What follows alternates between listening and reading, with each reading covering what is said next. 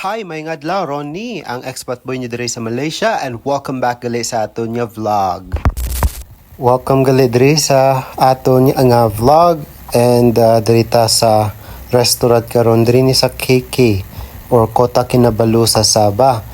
Ang nami lang diri sa Kota Kinabalu Sabah kay daw Pilipinas lang siya ba kay damo Pilipino, tapos ang mga itsura nila daw parehas lang man sa ato na itsura, and ang nami diri kay ang culture nila daw pareha gid sa Pilipinas. Tanabla niyo kaning fire dance ni, grabe dugay ni nahuman, pero kay syempre nag-vlog lang man ta, di paspasan naton diri. Nami nila nga sayaw kay ano gid do pang Pilipinas siya nga sayaw kay cultural dance. So adto ta sa atbang no kay pasikat man ta ay pabebe, syempre pa sikat ta pabida-bida. Ora nagsayaw-sayaw nako. Amot ano ning tawag nila sa sayaw niya sa aton ni do ano di ba? To tinikling dance, pero wala man sing bamboo. Ambot ano nga sayaw na nalingaw ko sa nga part kay do naghampang lang kami sini nga mga panahon. Nami gining sa Sabah no kay ano gid siya ba culture gid siya, so na-introduce gid ko taman sa culture dira sa Sabah.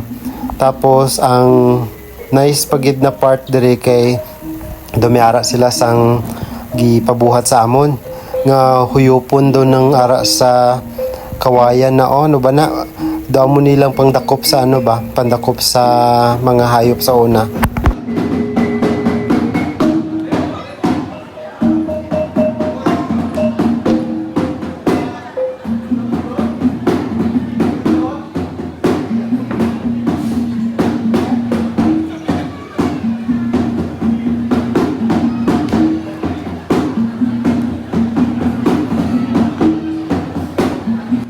Kani nga part ni kay ginatagaan na kami instruction kung ano ang buhaton, kakurol ba lang kay kailangan namon huypon ng dakwayan, tapos may ara na siya sang daw talini sa sulod, tapos kailangan namon na siya iguon ng daw balon diha drao.